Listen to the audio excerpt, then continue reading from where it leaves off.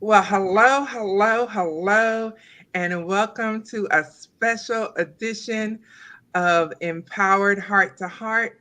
I am so excited. My name is Rhonda Simmons, and I am the founder and CEO of the Simmons Empowerment Foundation. And I have a lively bunch of guests today. And I am so excited. I've been talking about this for weeks now, and I'm so glad that people have joined already. Sorry to keep you waiting. We just had to make sure everything was right, and we just having a good time already in the pre-show. And so we didn't record it. So you'll just have to take our word for it that it was wonderful. And so the one thing that all six of us have in common is that we are all educators from around the country, not just one area where I live, from around the country. We are all educators by choice. Yes, believe it or not, we signed up to do this. And so here we are, and we're going to talk about it today. And so, ladies, I'd like you, I know your names are posted, but if you will just share with us what grade levels you have taught or are teaching currently, and how many years you've been teaching, or what your role is in education. Just fill us in on that, since no one knows you but me. Well, I guess I'm at the top. I'll start. So my Okay. name is Mona Aristotle. I am a special education teacher.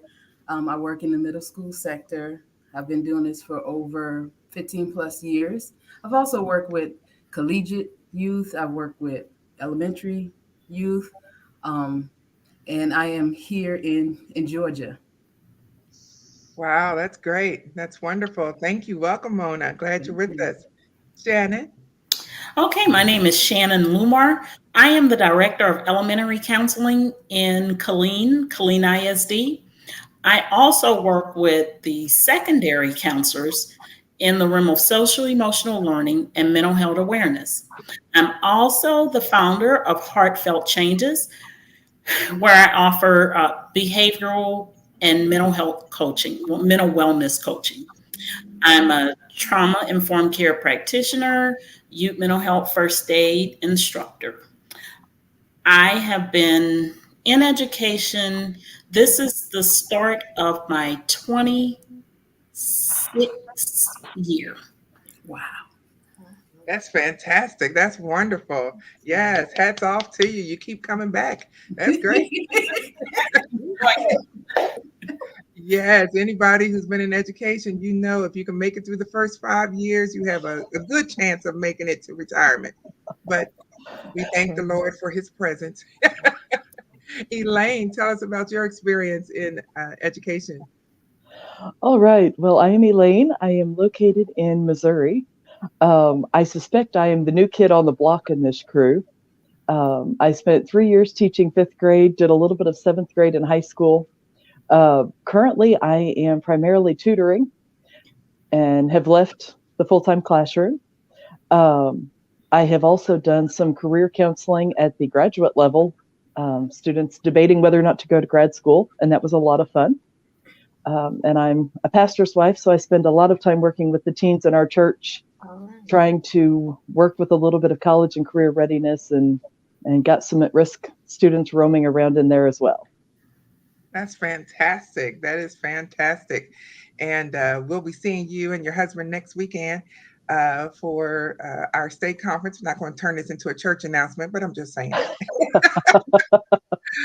Sharon. Well, grace and peace. I have been teaching.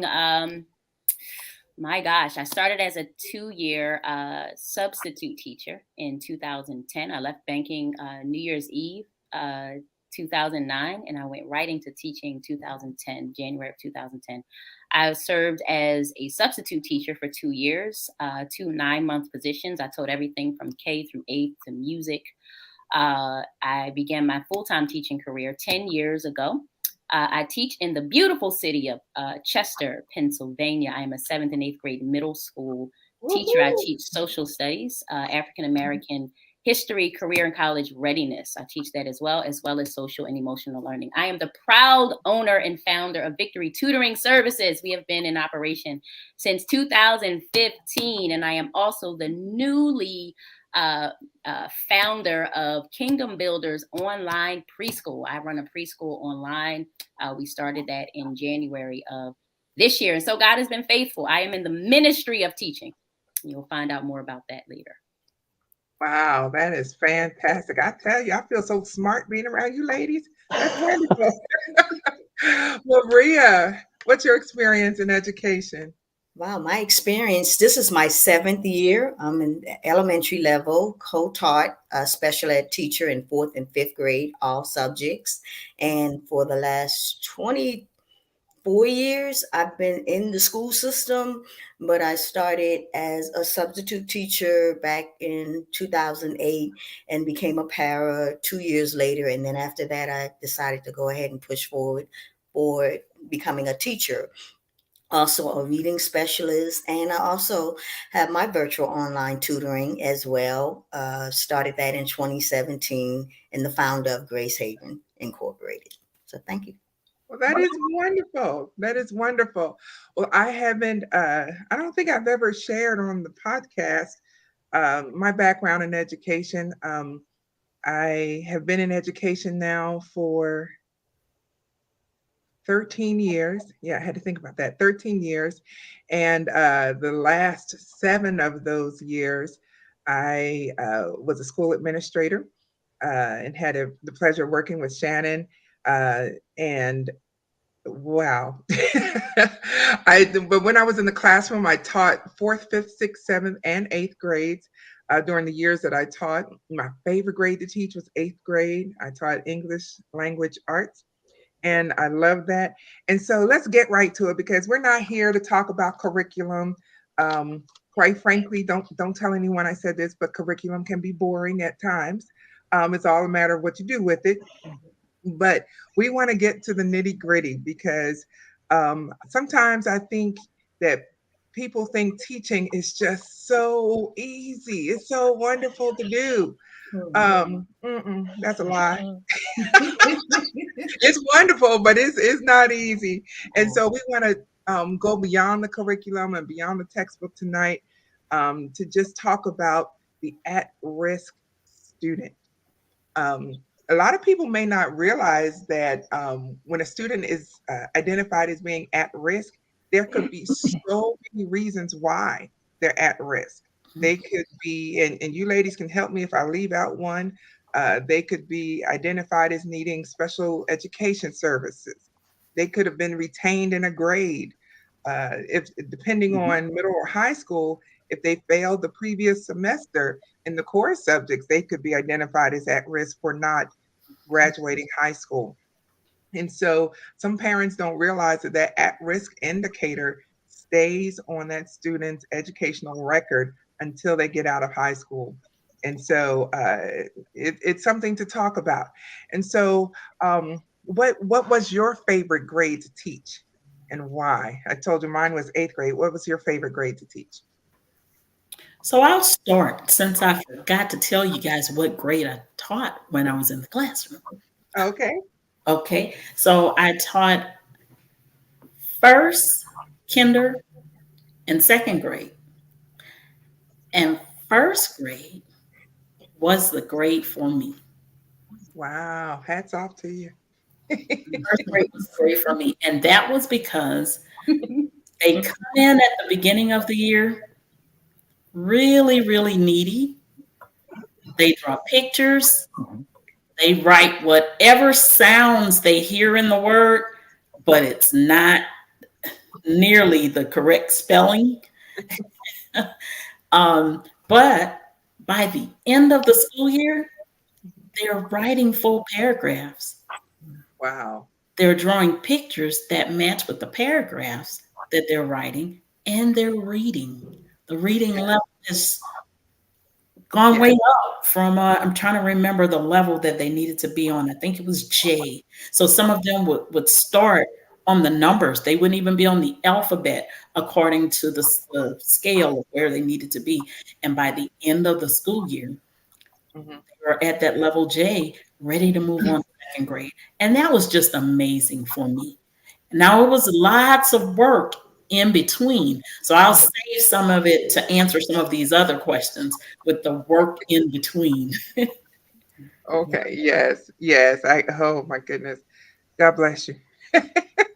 And someone else, what was your favorite grade to teach?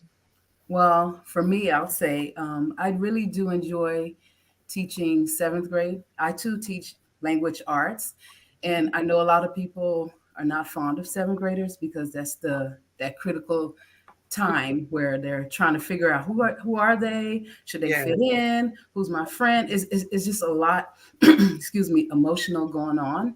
Mhm. But I enjoy that period in their life where I get to be someone that not telling them who they are, but help them discover who they are. And I Yes. enjoy that piece. And that's part of why I started my mentoring program as well here, Beam and Mhm. Bright Mentoring, because I see that need. Like, because sometimes we just teach to the kid and expect them to just know the information, and we don't think about, okay, what they going through? Did they have a good morning this day today? Mhm. Are they getting along with their friends? All those things impact the way they come to you, and half of the time it has nothing to do with us. Nothing. Absolutely. Absolutely. Oh my goodness. You just opened up the conversation right there. Um, because like you said, so much has doesn't have to do with us, but yet we still have to deal with that. Um, that's very interesting. So I know we all said that we're from different states, and every state has different state standards for learning, and they have different criteria. So in your state, how is a student identified as being at risk? What makes a student at risk in your state? It's pretty much the same things that seem like across the board in my county as well. Like if a school is labeled a Title I school, we know there's predominantly at-risk youth there. So most of the kids that are on free and reduced lunch, if the school has 40% of students on free and reduced lunch, we're hit with that label, and some of the students are. Some of the students that they're absent a lot, and I see that a lot. Like a lot of them just don't show up all the time, for various reasons, and low test scores. That's a big one, especially because the students have to pass math and language arts. So if they're not hitting the mark, they're hit with that label. Mhm. Exactly, exactly. I tell you that that state assessment gets them every time. And that's a whole nother conversation about that state test, that one isolated moment, determining everything. But that's another conversation. Sharon, you're looking like you have something to add here that you just want to say. I just want to say I do not like teaching the sixth grade. Okay. I was trying to hold my mule. I was trying to sit on that. I don't know that there's any money that they can pay me ever again to teach the sixth grade. Okay. And Mona, listen, that was so beautiful. That was so wonderful. How you talked about the things that they go through and how their day was. But let me tell you something about sixth grade is crazy. You've got to be a special kind of anointing to teach the sixth grade, okay? Because identity is huge. Who they are biologically, they're going through so much. You literally are dealing with, and I see everything spiritual, right? I am in the ministry of education. I am a preacher, I am a teacher, I am an elder, ordained, licensed. And so everything I do, I see it through the lens of the spiritual realm. So I don't necessarily always see students. I see the spirit that they're operating in. And sometimes one body can have seven of them. Okay. And let's just keep it 100, right? We have a lot of influences with our children. And so at any given moment, especially with their biological clock doing what it does hormonally, the things that take place at that level is beyond my anointing. Okay. So that's why I was sitting here just sitting on my hands, because I was trying to figure out if anybody's going to say sixth grade. So fourth grade is my favorite grade to teach. I know that curriculum inside and out as it relates to at-risk students and how they are identified. I have a small issue with how identification is taking place. I believe that there is over-identification in some areas and there's under-identification. I will tell you that the primary, I just believe, the primary way that students are identified is through bad behavior. Boom. It's not always that students necessarily are showing anything other than their inability to focus, their inability um, to handle work without avoidance. Oppositional defiance sometimes plays a role in how, particularly in areas that I've worked in, we identify children to try to get to the root cause of why these things are. So I would say that I think that the primary way that students are over identified and sometimes under identified has a lot to do with their behaviors. Okay, so as I advertised this event, I think I emailed my subscribers and I called this Real Issues, Real Talk, Real People. So I think we're there now because you've identified some things that are very true and very real. And Elaine, you're looking like you want to add to the conversation too. You want to, I'll just take the sixth graders. I like them. yeah, yeah, they were a little special for me too, in seventh grade too. So But I she has get the it. heart of a pastor's wife, you know, so she's grace. The Lord has anointed. I ain't nobody's wife, no pastor's wife. So he's giving you a special anointing. Yeah, Amen. because they're No, still in that I'll be elementary. honest now. I enjoyed my years. It was a challenge with the middle schoolers because I was a reading specialist with sixth, seventh, and eighth grade. And everything you're saying, Sharon, is so true. But then I felt like, okay, this has to be an assignment from God. But it allowed me the opportunity to help them discover who they are. And sometimes the truth hurts. And that's why they're in between because they want to be grown, but then they want to act like a crybaby so sometimes I would just have to say what it is and keep it moving. And they can't handle that. But then I can't teach if I'm not real with them. And I've learned a lot. And I've learned a lot. Let me say that on spiritual stuff. I didn't know that kids that young were practicing things, all these different things. I was blown away. Like you're telling me you can do a love potion, you speak, you're a whisperer, just all these different things. Gone are the days, just little simple things like, oh, I was sneaking and smoking. It's a whole nother level. But I can appreciate it. And I was given that opportunity. I won't lie. At first, I was like, I cannot see me here. I was at high school and then I went to the middle school and I'm like, I just don't see this. But then when I got transferred over to the elementary and I realized, wow, I missed that. But I'm grateful, that was my experience and I'll take it and run with it. But it is a little challenging, but there is love in it. And that's what it is. They feel they need to fit in and they're outgrowing in one area and they're trying to grow into something else and they need help with that. That's just the bottom line. And sometimes I'm like that because I am a grandmother. It's like, oh my God, she sounds like my nana, my granny, because I'm speaking that truth.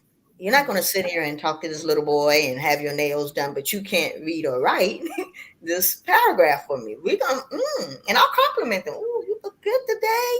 Hope that shoe is going to work with this home assignment we have, things like that. And it puts them back in that place like, God, I feel like I'm at home. Why is she talking? But it's never disrespecting them, but putting them back in their place. And so it can be challenging, though. But it's needed. Yes, yes, yes. yes, yes. You, Shannon, were you about to say something? I was just going to say that genuineness, they see that. Mhm. So it's not someone judging them, but it's someone loving them and being genuine with them. And they can feel that. They Yeah. feel that you're not just checking off the box. Yes. Your heart is in it. Yes. And and you're so right because I think kids can pick up on that faster than adults can. Yes.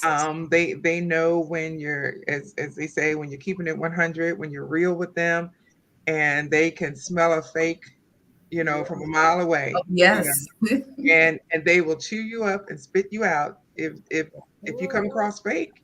and so they need to know. One of the things that we're kind of skirting around that we were going to get to, and I had questions here, but we're just going with it. Um, so at-risk students, we all know at-risk students, however they got identified, come in all cultures. For whatever reason, they're identified as at risk. Um, how do you connect with students to overcome cultural barriers? And I'll explain for those who may be watching who are not in education. Um, just because you have a room full of 20 kids doesn't mean that you're going to interact with those same 20 kids the same way. It's not a matter of discrimination. It's not a matter of choosing one above the other and favoritism. You just have to know your kids and know how to reach them. And so I have an experience I want to share, but I want you all to share first. How are you connecting with students to overcome cultural barriers for at-risk students? I just had an experience the other day. So I have hall duty, and there's a father that walks his daughter to class every morning. And I would say, "Good morning, princess." She would never say anything to me every morning. I said, "That's okay, Dad. One day she will." And so yesterday, I said, "Good morning." She would not say it. And he said, "I'm so sorry. I'm so sorry." I said, "It's okay. Hola." She said, "Hola." So it let me know that I have to meet the kids where they are. Yes. So, like you said, you have 20 different or more personalities. And the one that has the attitude, I mimic what they do because I need them to know, I need you to hear me when I'm trying to teach you, but I want you to know I hear you when you say you're frustrated or you're angry or you're tired. Those that are sleepy, those that come in that have to babysit all night, things of that. Just it's either the language barrier, the home situation. It's just different things. And being in the hallway, I'm mimicking what they do. If they come, and I'm like, "What's the matter?" I That's an opportunity. Even though I'm trying to be funny, they can answer my question, and then I know, okay, this is the person I need to be this way with. And even in the classroom, when I get in there, I kind of know how to whatever or have a conversation with them if they're refusing to do the work, especially that I don't want to do this, and I'm just like, okay, well, I'll tell you what, you have choices. You'll get all of that. You'll get all the understanding, compassion, all of that. But before this class, then I need that work done. And so that's just it. And I might walk away and they're looking like, but it's done. And so, and when they need help, and I say, "Oh, why didn't you tell me?" And sometimes, not all the time, but most of the time, I do really make mistakes, and they'll catch my mistake, and then they have to help me.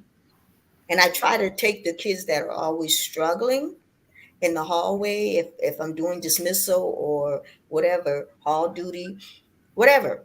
If they're dancing or something like that, or they speak another language, I ask them to teach me.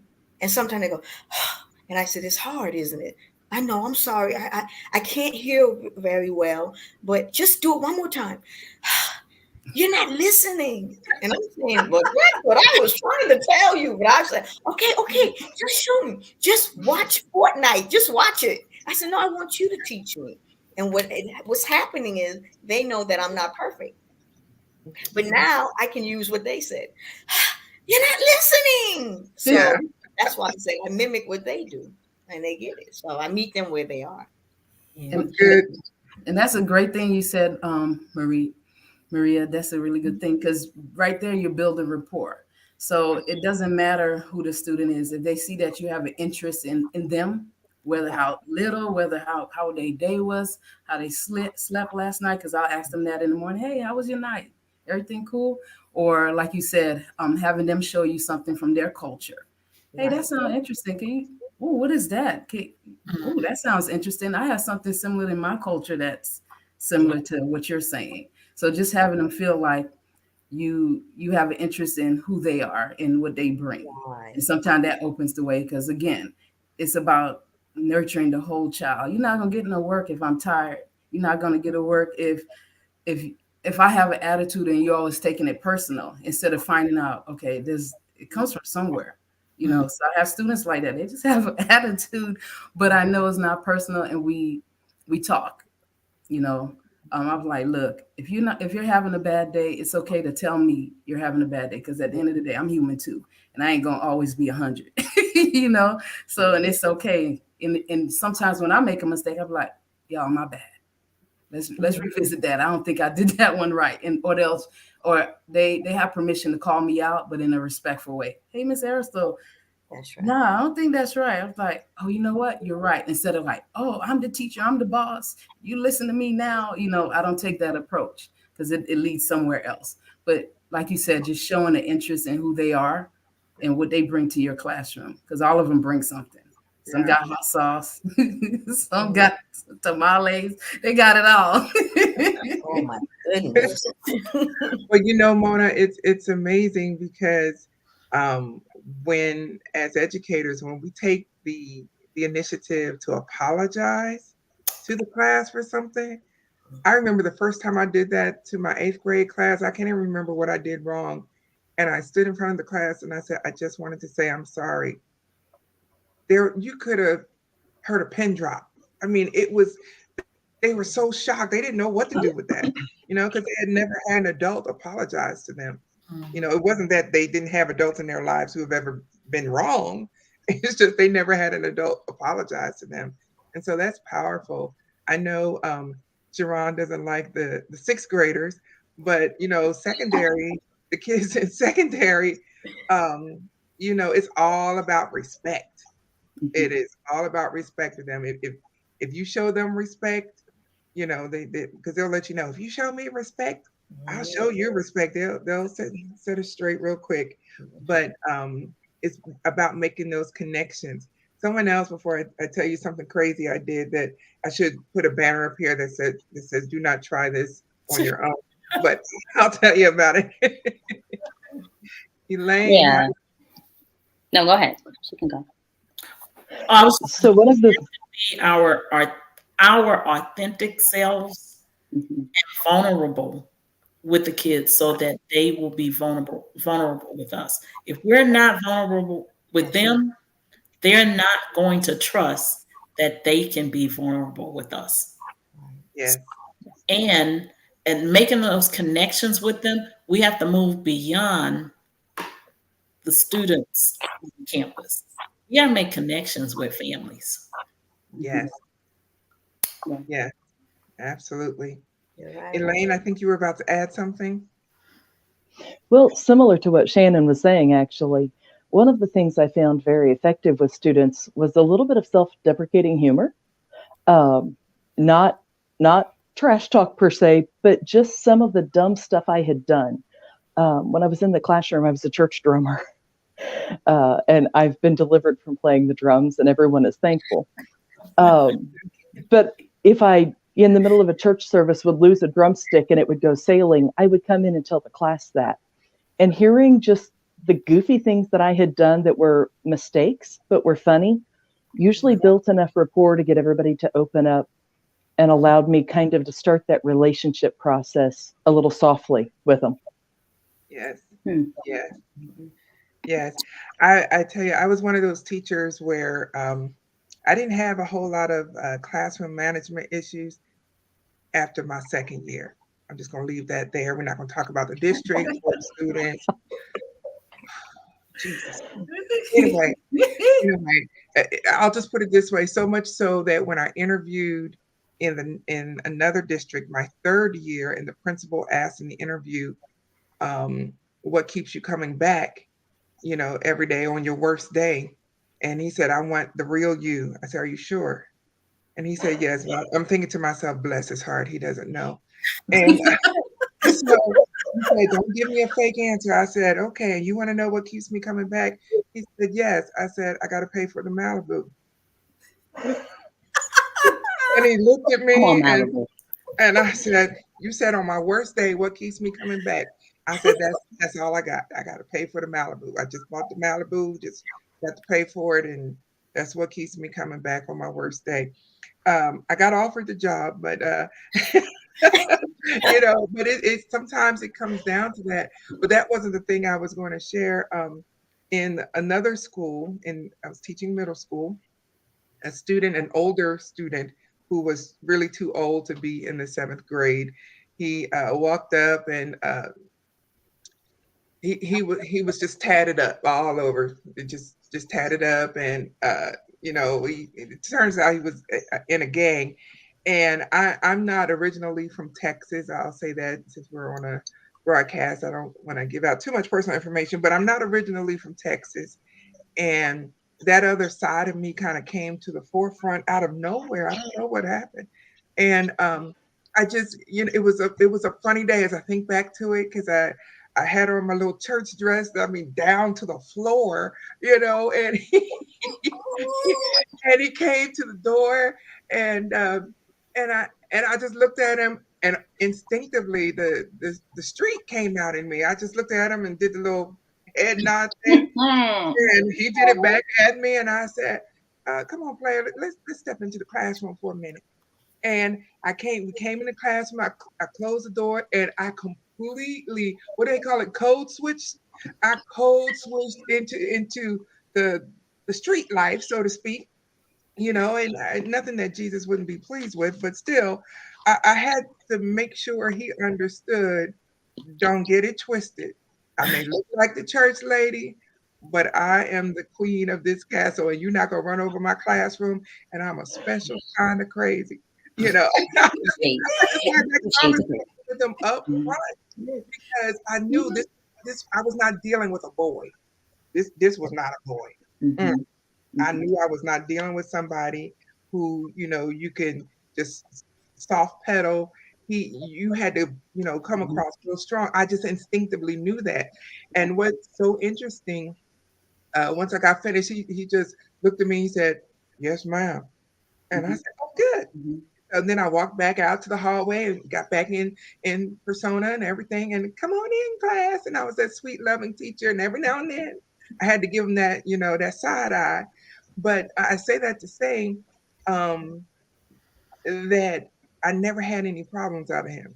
I never had a behavior problem. Now, he wasn't going to do any work, but he wasn't disruptive to the class, and unfortunately, he made other choices outside of my classroom. They got him dismissed from school. But the point is, like I think Maria said, you have to meet them where they are, and and without compromising your principles and compromising, what you believe. You have to meet them where they are. And so, yeah, and I think, Mona, you even said something about it could be something as simple as they're hungry. Yep. Oh, Yeah, I keep snacks. I have snacks, and it's built into the system that I have in my classroom with incentive and how we do things. So yeah, that's it. Sometimes a kid has their head down, like, "What's going on?" I'm just hungry. And I just give them a snack, and we move on with our day. I don't make a fuss about it. We keep it moving. absolutely, absolutely. Educators, we've hopefully come through the worst of the pandemic. How has that changed you as a teacher? But can I just circle back real quick? See, that's a Absolutely. circle back, huh? Okay. That's Go ahead and spiral. It's all right. When we think about and as I'm thinking, right, one of the things that we as teachers know about is Bloom's taxonomy, right, where we consider how students are thinking and synthesizing and understanding and all of that. But I also say, we can't forget Maslow, right? We've got to kind of look at Maslow's hierarchy of needs, right? So irrespective, I'll just bridge this, irrespective of what we were during the COVID time, what COVID did do for us is it leveled the playing field, right? All of us were in a position where we did not know what was happening, right? It didn't matter if you were rich, poor, right, white, black, didn't matter, right? We all were equal in that moment, fearful to some degree, right? Anxious to other degrees. But what it did for us is it showed us just how much Maslow's hierarchy of needs, right? We were, right? We all have basic things. And so I think it's super important when connecting with a child, to make sure that we meet Maslow before we even discuss Bloom. And so there's that. When it comes to culture, because your question was how do we overcome cultural barriers? And I think a lot of times we think culturally as far as other races, other ethnicities, but there are cultures within the African American culture that we also need to make sure we drill down. When we think about what the definition of culture is, it is just a simple way of life. It is your belief system. It is the institutions by which you live, right? Things that are passed down from what? From generation to generation. And so what I realize is that sometimes you can be African American and have another African American and be completely different culturally, right? The things that I live by, the things that I hold in high esteem or as in high regard, may not necessarily be what my student is taught. So what's important for me is to create culture.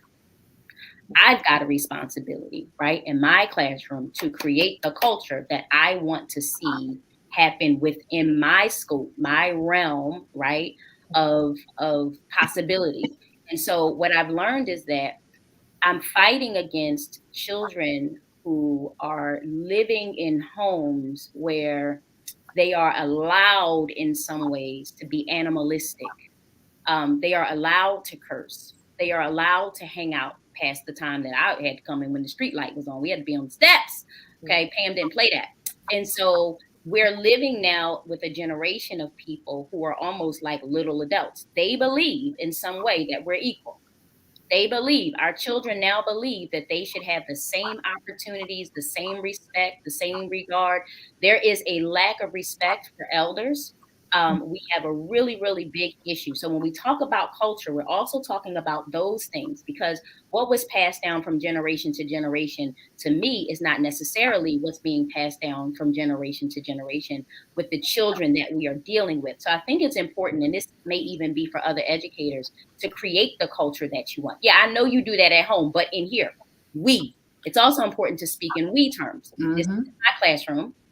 This is our classroom. We do this in this room so that we can stay safe, right? It's not, when I grew up, it's like, get off my couch. No, this is our house. These are our chairs. And what we don't want to do is mess up our right environment. And I think when you have buy-in with your children, you create a culture that even they can go home to their neighborhoods, their families, and say, well, in school, Miss Ham taught me we don't do that. And so that's why we don't do. And so they have an esteem, right? They raise their esteem in your classroom, and they are then able to go out and affect change in their families and in their communities. So I think it's important to create culture. I'll say something real quick. You hit something right there on the head, Sharon, because sometimes the only culture, the only experience they're having is us. Because a lot of our students, their parents work till midnight. I had a student like both parents work till wee hours in the morning. So there's no one pretty much reinstilling those values. There's no one there. So it's like, okay, free for all. I'm on my TikTok. That's it. All I know is TikTok. I'm not reading this book because there's nobody telling me I have to. I don't need to, and so on. So I agree with what you said. Yes. Yes, and I totally agree. And I'm just going to add, we have to be, as we create the culture in our classroom, we have to be mindful to do it non-judgmentally. Yes. We will lose them if they feel as though we're downplaying or being judgmental about the things that they do at home or in their environment. Yes. Shannon, you bring up a good point, because we all have our belief system, as Sharon said. And it's so important that we convey, I'll just be me, that we convey the love of Christ. Even though we can't, tell them, about Jesus, directly, but we can show them. And because it, in my opinion, it's a hard sell to be, as you put it, Shannon, judgmental and separatist, if I can say it like that, in how we treat students for whatever their background is. and then turn around and tell them Jesus is love, and or you need to be born again. In my opinion, that's the fastest way to get cussed out by those sixth graders and above that Sharon has a problem with, And so I'm not saying compromise your beliefs or compromise truth. I'm not saying that at all. What I am saying is, um, as uh, as a minister, we have several ministers' wives here. We have to ask God and figure out a way that He can give us a way to reach these students that we have, meet them where they are, and show them that love. Because you know what? A lot of these kids, they don't know what love is. They've never seen it. They have a very sordid view and definition of love, and it's up to us to show them something different. Yeah, many of our children, particularly those who are in middle school and high school, they've already experienced divorce. They've experienced child custody issues. They've experienced listening to mommy and daddy argue over whose weekend it was, or right, they have older siblings or younger siblings that they are now in charge of, essentially, right? So a lot of people in the area that I teach, many of our students' families, there's a lot of CNA stuff, right? There's a lot of medical programming. And what I find is that, and we'll just keep it transparent, but a lot of even welfare to work programs are requiring our mothers in particular to take 9-month programs. Here's the problem with that. They get the job, but then they get the shift that nobody wants, right? So now our parents are working from 3 to 11. Right? So kids are going home and they're now becoming the little adults. Not because mom is irresponsible, but mom is just simply trying to make ends meet. She's got to do right what she has to do.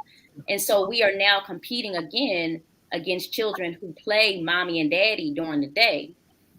So then they wake up the next morning and they have to be children again. And sometimes it's combative, right? Because they're the disciplinarians at this age. Middle school and high school, they can stay home by themselves. And so when they can stay home, everybody stays home. You understand what I'm saying? And what I find is during this time, they have already experienced the dropping of people. And so I find myself saying, just let me love you. Right? I find that, when you are consistently, and the thing about this is accountability. Children who fight love are also fighting because they are not used to people who are not going to drop them. And so because I'm in your face every day, like, no, you can do this. You do know this. You do, right? You are amazing. I've had kids, I say, you're amazing. They say, oh, no, I'm not. Right? Because a lot of people, they hear more negative than they have people affirming them. Right? So now I have to fight you when every time I give you a compliment, you speak in opposite. And I had to literally tell a girl, just let me love you. Like, stop fighting my love, right? But because people have told her and coddled her and dropped her, she's not had anybody that's been consistent enough and held her accountable, right? Because love without accountability is sketchy. You understand what I'm saying? So if you've never had somebody emotionally make you feel a certain way and expect more of you, because I don't see you as a 7th grader or 8th grader. I'm already at your 30s. Yes. I'm already at millionaire status. I don't see you I'm somewhere else in this thing. So when I'm speaking to you from future. I'm not even where you are right now. I see you 10 years from now. So my expectation is going to be a little higher, and I'm going to expect you to rise to the occasion. Not because I am a control freak, but because there's greatness in you. And because nobody has ever made you understand the greatness that's inside of you, you've just been subpar. But it's better than that. Right? And so kids they're not used to consistent love with accountability. Yes. Very, very true. Very, very true.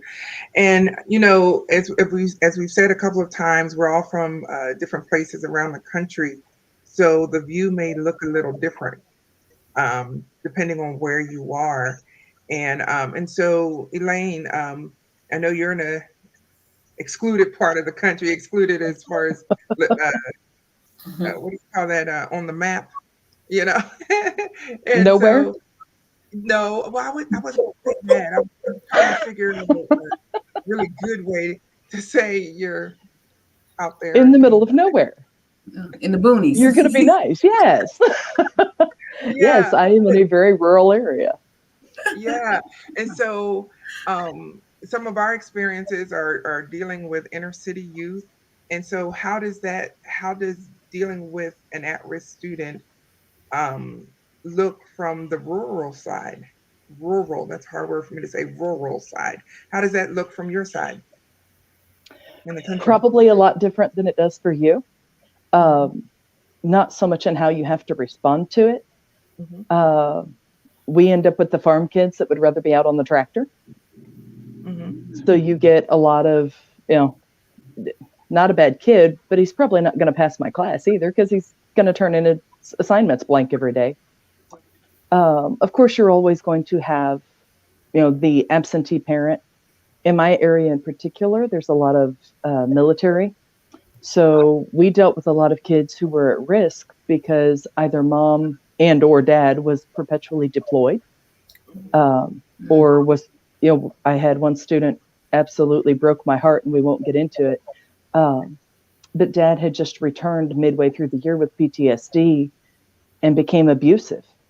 And he had been a great dad prior to, and in those first few months, and of course the kid becomes at risk and became suicidal and yet 10 years old, and he knows stuff about how to kill himself that I didn't know.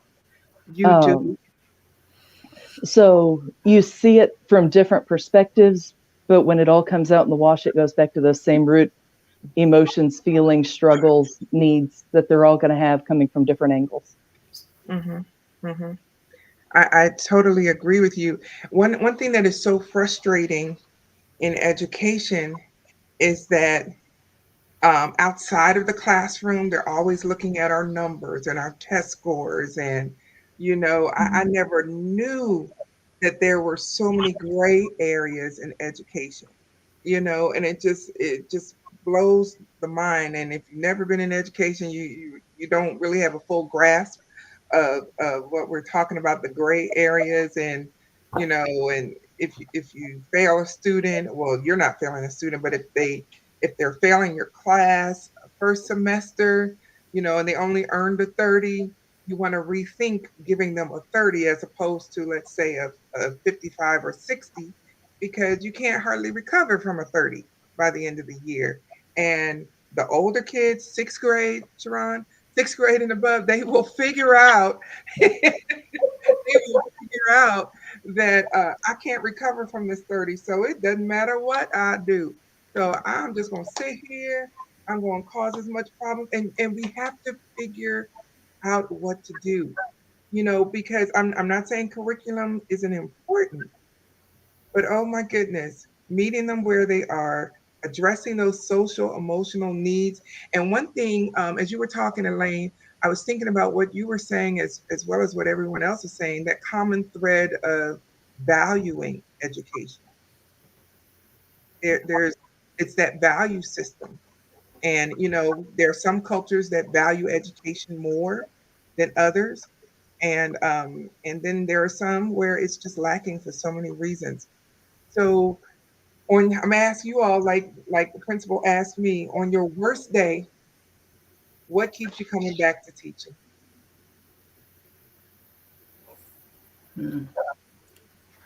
For me, I would say just if you sometimes there's students that you think they think like no one is paying attention to them because those students that are constantly misbehaving are getting all the attention. But Mhm. then just acknowledging them and let them know, hey, I see you.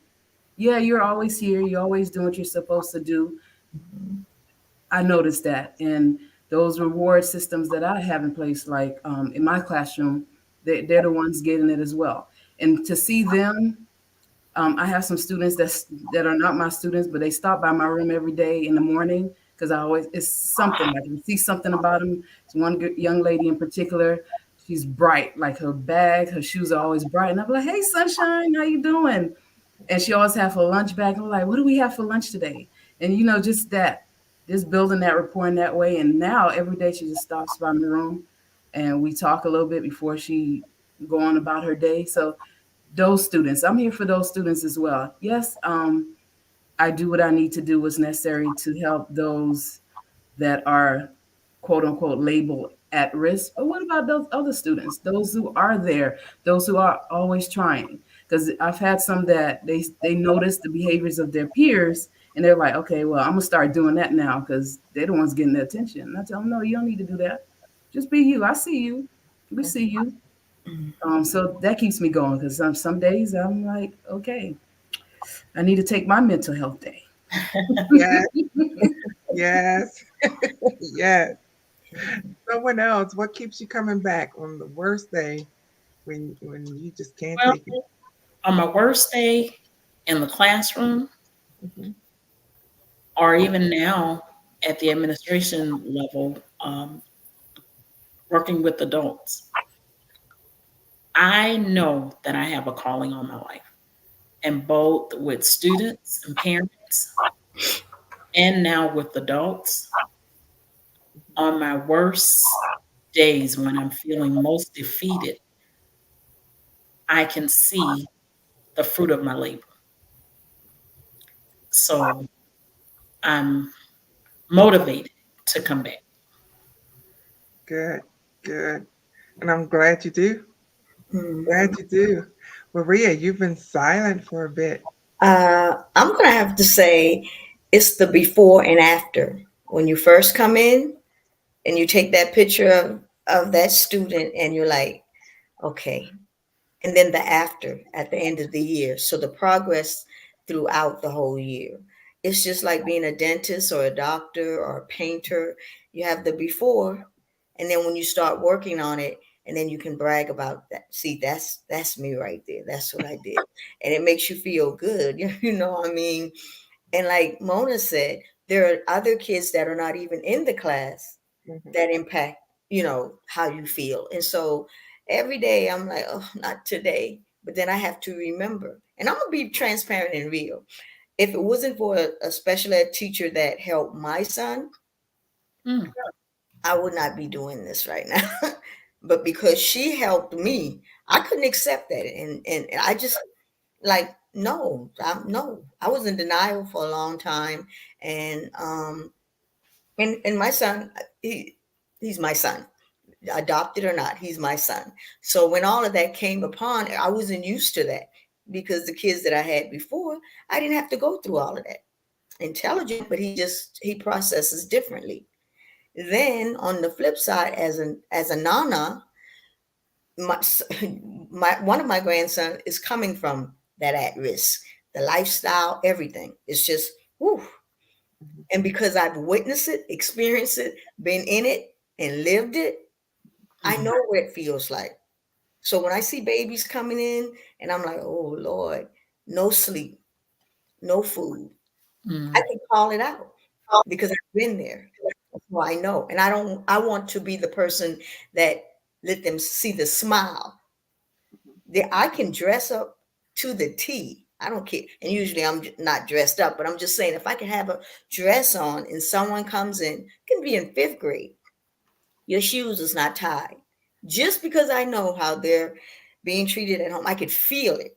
And I said, come on, put your shoes right here on my lap. And they're thinking, you're in your clean clothes. Why would you do that? And I need them to know, you know, I love you. I see you. And then I'd be like, man, see, you done messed up my dress, but I still love you. I try to keep it real because I've been on both sides. So I know what it's like when that mother has to hear that her kid has like 4 or 5 different categories that they're diagnosed as. And so, do you know how hard it is to tell somebody, it's okay? It's okay. Everybody's saying that. The teacher, the lead teacher, the psychologist, the speech teacher. You need to hear one thing. I said, you're going to make it. I did. My kid was special needs. My grandson is special needs. My granddaughter. They need to know that part. mhm, You could say that all day long. It's going to be all right. And you can, I used to struggle with that when certain schools I worked at where the kids are privileged. I, you know, it's different. And then when we're with kids that are not privileged, we just beat them up so much. They already They're already getting that. Let's build them up, not beat them up. So every day when I don't want to come in, and sometimes I ask the kids, "What's wrong with you?" I didn't want to come in. I said, "I didn't either. I didn't want to see you today, but you're here. We're gonna make it work." Stuff like that.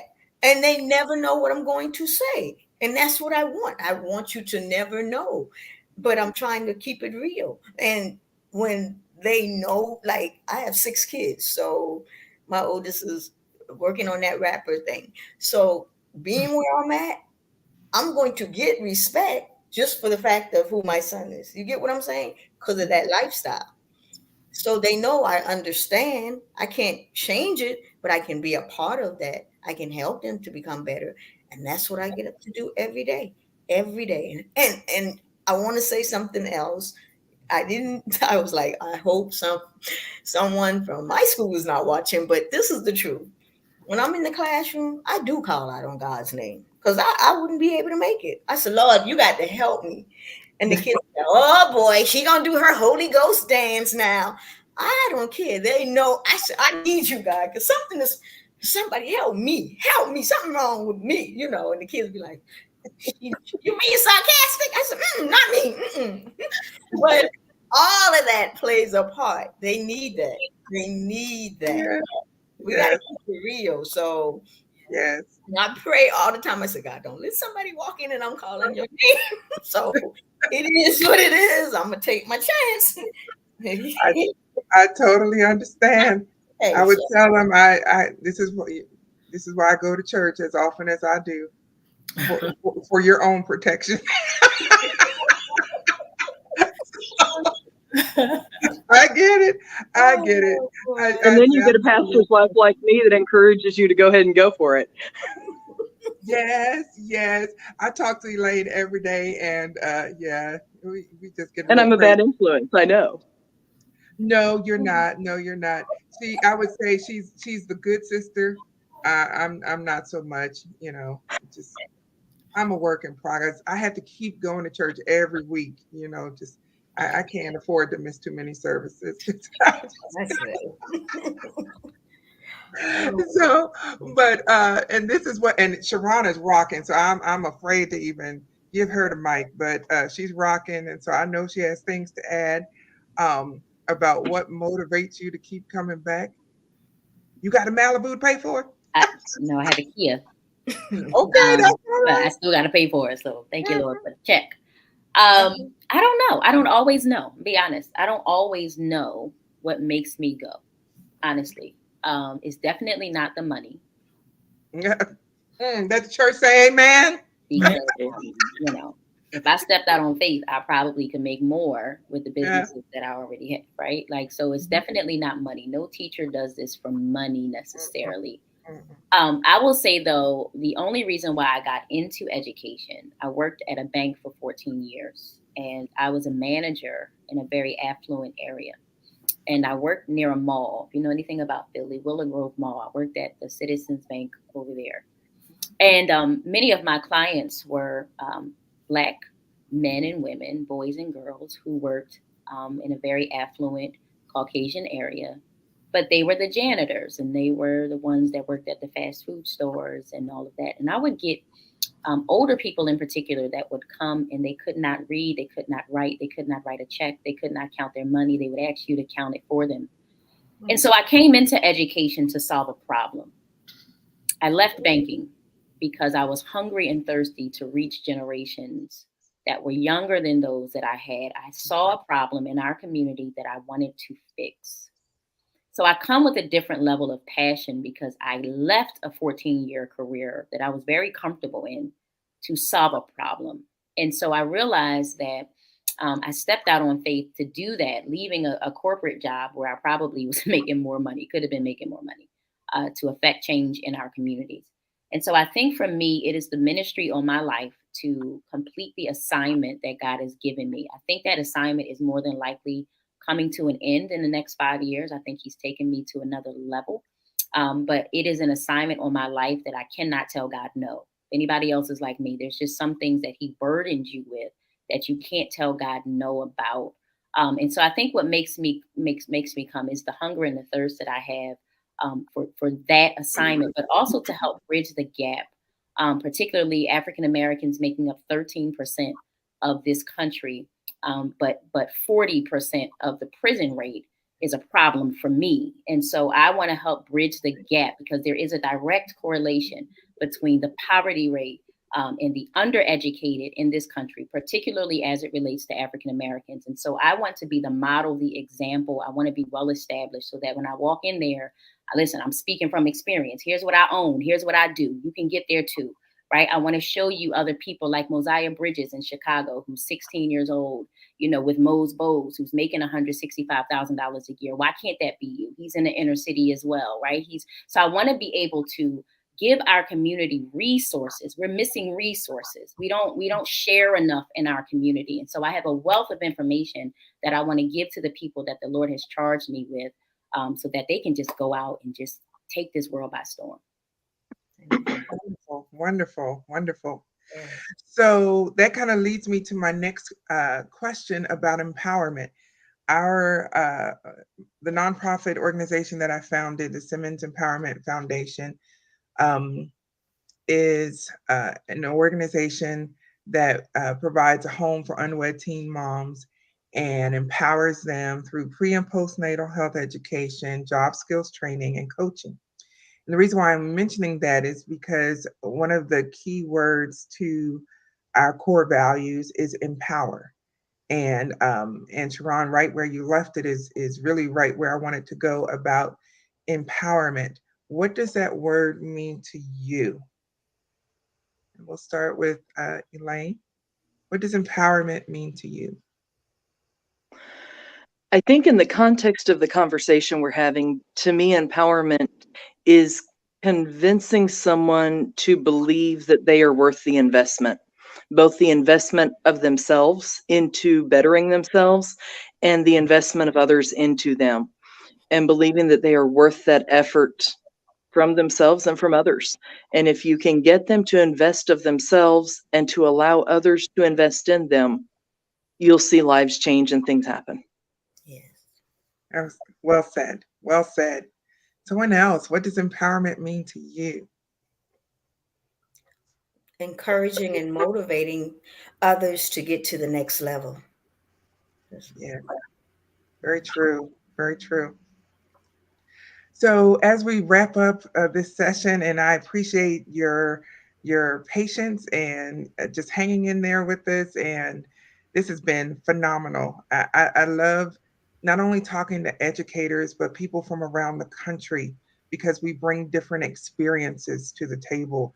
And your area where you live may look very different. I never had any students, riding tractors.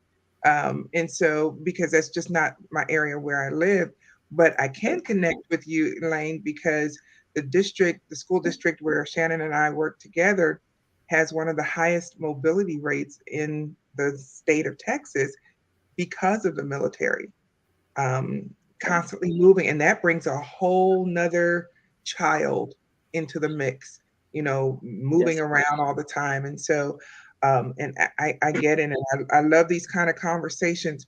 So one of the programs that the Simmons Empowerment Foundation has is called Dear Future Me. And it's a program that's set to improve college and career readiness for at-risk students. So if you were to send a message to your younger teacher self, because we're all here, we've got our experiences, and I think Shannon has the most years, but all of us, we have years, multiple years of experience. What message would you send to your younger teacher self?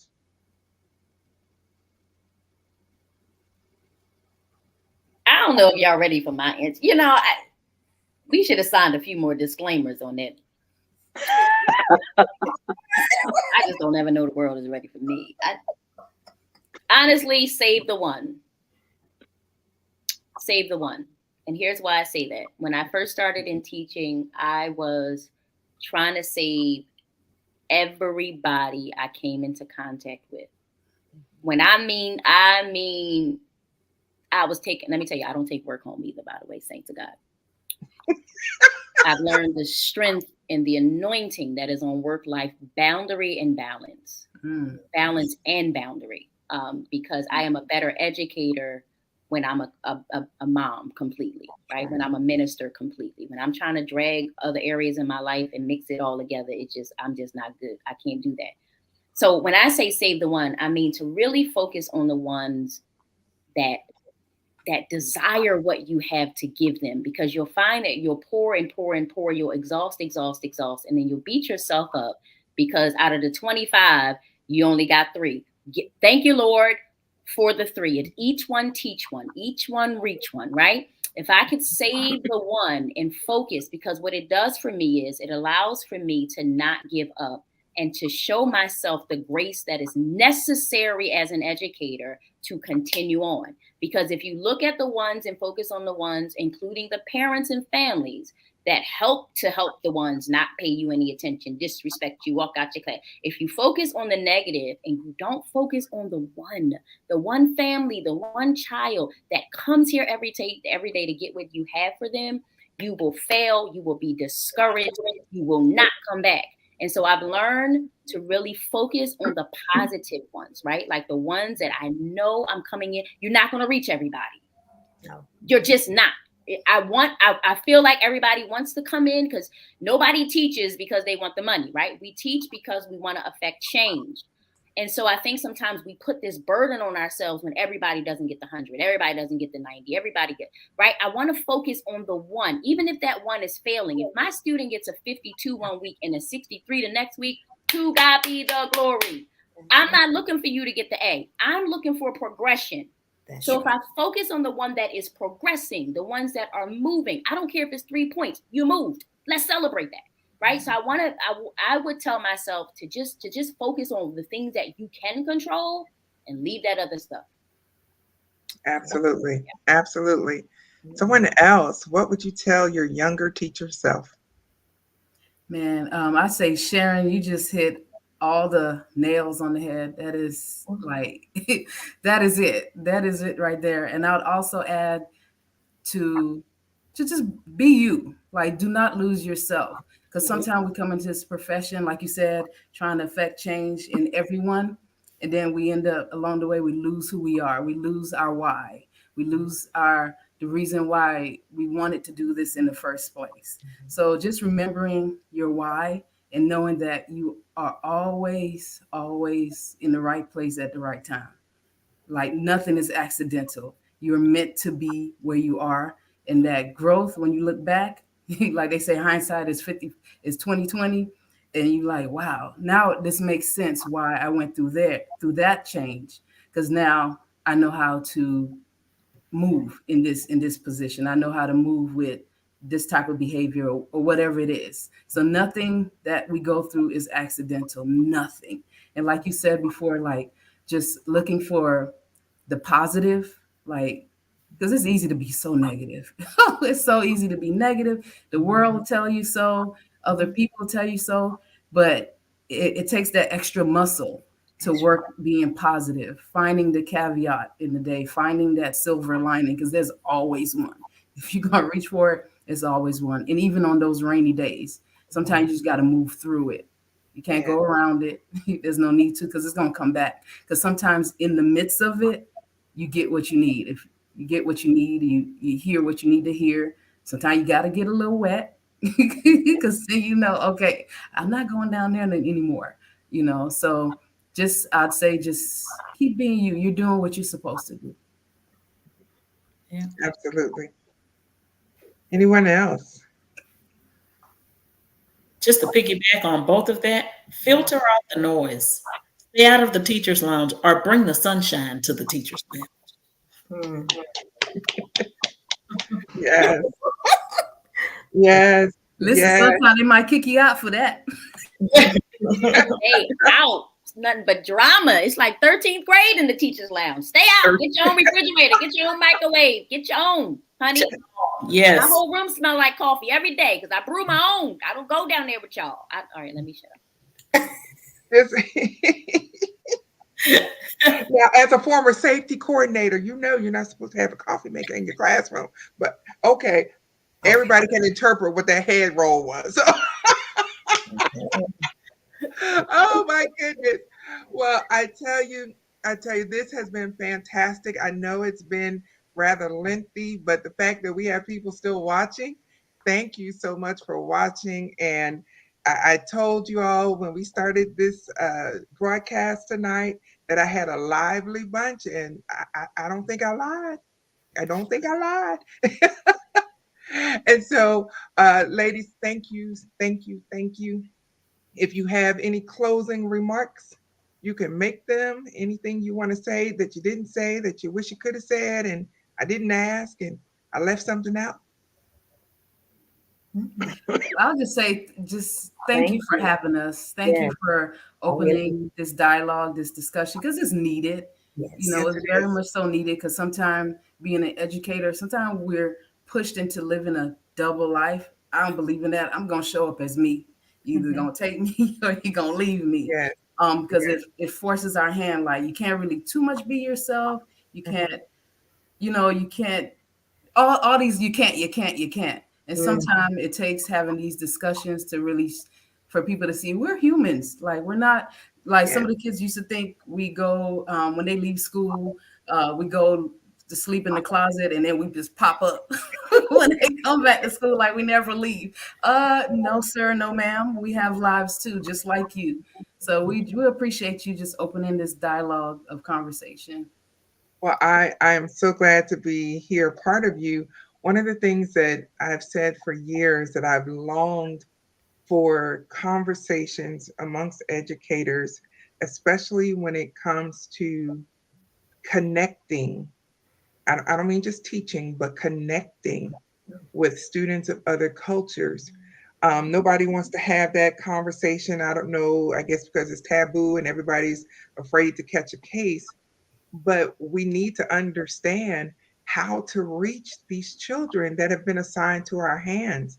And, I've had students that will relate to me because I look like Big Mama.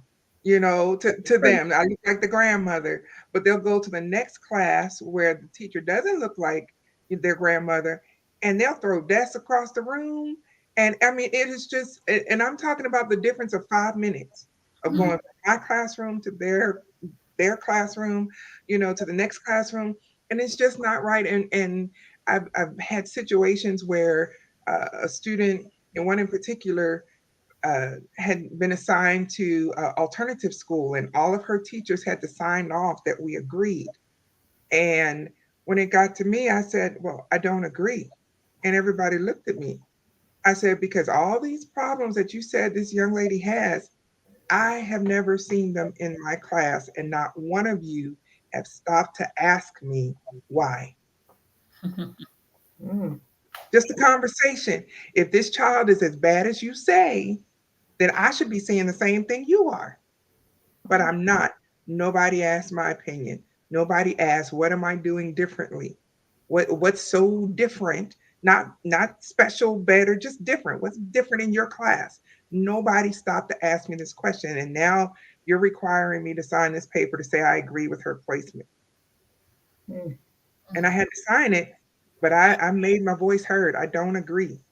It's and so it's conversations like this that I really thrive on because we need to find where the gaps are and be able to address them. And I think if we get together and do that and have those conversations, then we can. Otherwise, we're left with tunnel vision. I just see the student, how that student acts in my classroom. This is all I know. And, whatever will be because this is the only experience I have. I want to know if he's working for you, Mona. I want to know, well, what are you doing? Because obviously I need to do something different. Mm, thank Just a simple conversation. I don't know if it's pride. I don't know what it is, but I don't want to restart the conversation. And Shannon, you look like you're about to say something. Okay. Well, Yeah. ladies, thank you so much. And as we say in church, if all hearts and minds are clear, Can I just encourage the parents, because sure. I know that there are some parents that will watch this, and I think oftentimes as parents we look for answers outside of ourselves. I'd like to encourage parents who see this to really build a bridge between home and school. When we think about at risk students, we're simply talking about students who are more likely to fail school, right? Open up, let your teachers and your administrators at the school know when life changing things are happening in your home. Build a bridge, see the school as a partnership and not something that you cuss out and work against, right? We spend more time with your children awake than you do. That's not anything against you. My son's teacher, awake hours. She's spending 8 to 10 hours with him. When he comes home, it's dark. We're eating. It's time for bed. And he's going right back to that place. And so it is a very dangerous thing to work against the people who are with your children awake hours than you are. So I want to empower parents tonight, because without parents who are empowered, we as a school can't do anything in and of ourselves. We cannot. We need the bridge between home and school so that we can empower each other, right? To make sure that the student is our central focus, not what your personal feelings are about Miss Ham or Miss Simmons, or we got to leave all that stuff out.